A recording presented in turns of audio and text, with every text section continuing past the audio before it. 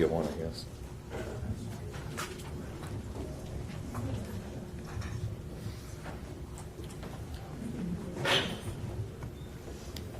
Good afternoon, everybody. We wanted to get you all together to give you some information on our missing persons case. Joining me up here today is a representative from the FBI. Can you introduce yourself? Assistant Special Agent in Charge, Richard Langham. And Assistant Chief from Kansas City, Kansas Police Department. Steve Palmer. So, first of all, I would like to thank the FBI, KCK Police Department, the Cass County Sheriff's Office, Lenexa Police Department, and the Benton County, Arkansas Sheriff's Department for assisting us in this case. It has not turned out the way that we had hoped. We're here to tell you that the body of Sylvia Pearson was recovered yesterday evening in Benton County, Arkansas. The immediate family has been notified, and they would request that they be able to grieve in private. So let's please keep them all in our prayers. The case is still under investigation, but here's what I can tell you at this point today. On August 12th, late afternoon, a missing person report was filed by a family member of Mrs. Pearson. According to that person, she had left the home earlier that day, and it was believed that she had left with her estranged husband on that morning.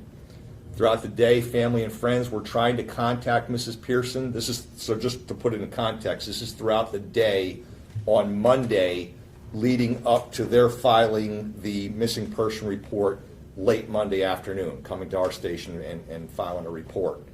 So they're trying to contact her during the course of the day. They're unable to contact her. What we did was we were able at some point on Monday evening to ping her phone, and it was showing that the phone was somewhere in Cass County, Missouri. Okay, so that's how we get to Cass County, Missouri, is that some point during the evening her phone is showing that it's in Cass County, Missouri. We attempt to contact her husband, Charles Pearson, and eventually, probably about 1, 2 in the morning on early Tuesday morning, law enforcement makes contact with Mr. Pearson, and he agrees to be interviewed. He comes in, he talks to us. We conduct a search of his car and his home in Lenexa, and he was cooperative, and he left after being interviewed by us. On the morning, yesterday morning, the 13th, Tuesday morning, it's our understanding that Mr. Pearson reached out to family and friends and advised them that he was suicidal. And as you all are well aware, at some point yesterday morning, Mr. Pearson shows up in Kansas City, Kansas, and has an encounter with the Kansas City, Kansas police that obviously ended in an unfortunate incident up there. At some point during this investigation, we contact the FBI to help us search in this area of Cass County where the phone last pinged.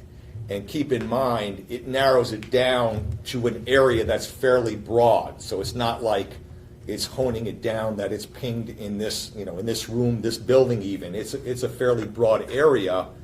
And so with the help of the FBI and the Cass County Sheriff's Department, we go over there and we're searching an area for Mrs. Pearson and obviously for her phone. At some point yesterday, after the incident in KCK, we were made aware that a note was found in the residence in Lenexa that Mr. Pearson had left, which detailed where Mrs. Pearson's body might be found. So at that point, with the help of the FBI and contacting the Benton County, Arkansas Sheriff's Department, they conducted a search in that area and last evening discovered the body of Mrs. Pearson. I think I've covered most of what I wanted to tell you on this. So at this point, I'll open it up to some questions.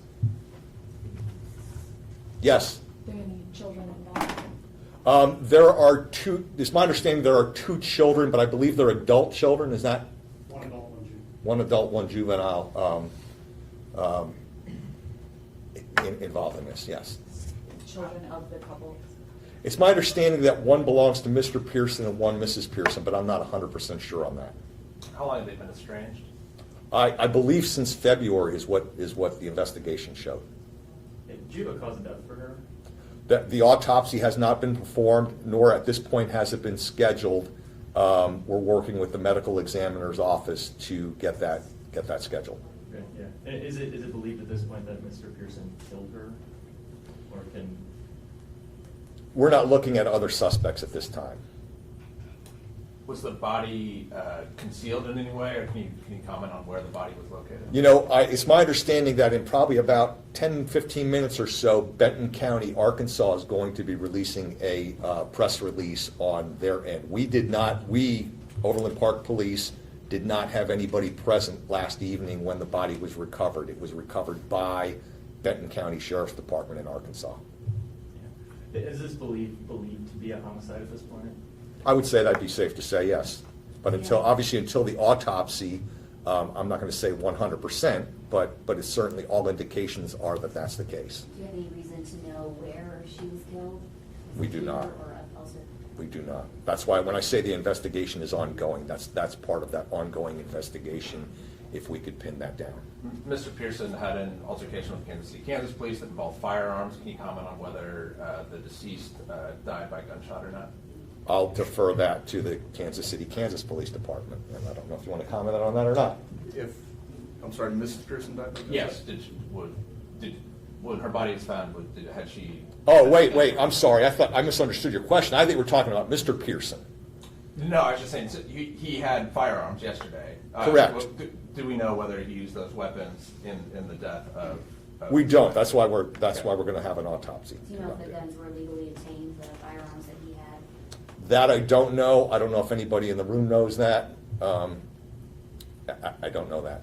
Do you know if Sylvia had any kind of restraining order against Charles? I don't believe that she did. But it is also my understanding that if you check with the Lenexa Police Department, there may be cases of domestic violence previous to this incident. You said that the note was found in Lenexa, is that correct? Correct. Was that at his residence? Yes. Okay, we were under the impression that he lived in Overland Park, no? No, the victim, Sylvia Pearson, lived in Overland Park. She moved to Overland Park from their common residence in Lenexa, and I'm not sure when she moved here, but it was in the last couple months. And she has family in Benton County, or how did she end up in Benton County, or are you able to talk about that? Well, I don't know if she has family in Benton County, and we only know that she ended up in Benton County because that's where Mr. Pearson said that he took her in his note. Were they confirmed a married couple? Does anybody know the answer to that? I believe so. Simon, do you know? Sure. Yeah, we're pretty sure they were. There- Yeah. Oh, yes, they were. There are Yes. no divorce papers signed or anything like that. Not at this time, to my knowledge. And can you talk about Mr. Pearson's history at all? What I do know is that Mr. Pearson is a 21-year veteran of the United States Army. He's an Army Ranger. It's my understanding he served 2 combat tours in Iraq. So that's about as much as I know about Mr. Pearson. That having been said, I'm just 2 takeaways from this tragic case, in my opinion. Domestic violence continues to be a problem in this country. It's a problem that we face as a society and as law enforcement, and we need to continue to work on that problem. But I also think that in the tragic ending of Mr. Pearson, I think that we need to do more for our veterans that do return from combat, because I know that there are quite a few that are in crisis, and this may or may not, I don't know for certain, but may or may not be an unfortunate circumstance related to his service. And so I guess what I want to say is I don't want to see Mr. Pearson go out on that note, having given 21 years to the service of this country. When did it service end? That I don't know. PTSD, anything like that? I don't know. Can you elaborate at all on what the note that was found in the Lenexa home said? It's my understanding it was just a diagram of this is where you will find her, and it was pretty accurate because they found her relatively quickly once they checked that area. It didn't have any details as to him killing her or what he did? Not to my knowledge, no. Do you know how long either of them had been in the area, or how long they'd lived in Johnson County? I don't know. I mean, that I don't know, other than they lived together in this home in Lenexa. That's my understanding. I think it was registered or owned by the couple, or at least Mr. Pearson, and then she started residence in Overland Park at some point since February. Do you know how recent he worked for the VA? I don't. If it is determined that he killed her, would there be any known motive at this point? I'd be speculating at best, but again, I guess I'll circle back to that domestic violence aspect of the case. And so one of the other things I wanted to do while I was up here, since I had the opportunity, was just to remind everybody that, Safe Home does great work with domestic violence victims. We work closely with them, and I just want to throw out for you all to put out to your readers and listeners their 24-hour hotline, 913-262-2868. Because again, this is important stuff, and if we can do what we can to prevent future victims of domestic violence, we need to do all we can do. How rare are cases like this in the county? Well, I'll tell you what, since the Johnson County District Attorney's Office has implemented the process of, now the name escapes me. Lethality, thank you, Simon.